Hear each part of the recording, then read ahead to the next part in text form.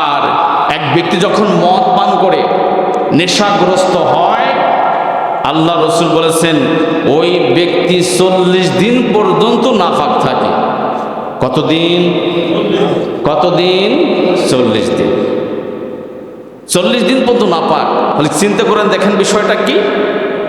আপনি ওযু করলেন, গোসল করলেন, ভালো পোশাকও পরলেন, জুমার ঘরে এসে নামাজও আদায় করলেন, কিন্তু আপনি যদি মদ 2 দিন আগে পান করেন বা 10 দিন আগেও পান করেন অথবা 39 দিন আগেও পান করেন, কিন্তু জুমার ঘরে আসছেন, নামাজের আদায় করতে আসছেন, 39 দিন আগেও মদ পান করেছেন, এর মধ্যে করেন নাই, কিন্তু তারপরও আপনার নামাজ হবে না। আল্লাহ রসুলের বাণী।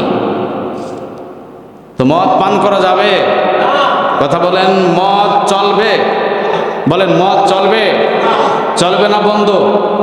কথা বলেন, চলবে না বন্ধ? মদ বন্ধ হবে, নেশা বন্ধ হবে। মদ এবং নেশা এক অভিন্ন। যত কিছু আছে আমি চোখে বললাম, মদ, গাঁজা, ইয়াবা, ট্যাবলেট, নেশা নুশা, এটা ওটা যা আছে, যাকে মানুষকে মাথাকে বিকৃত করে দেয়, ব্রেনকে বিকৃত করে দেয়, এই ধরনের জাতীয় খাবার বা পানীয় জাতীয় খাবার যেটাকে ব্রেনকে এলোমেলো করে দেয়, এই ধরনের খাবার থেকে আমাদেরকে অবশ্যই বিরত থাকতে হবে।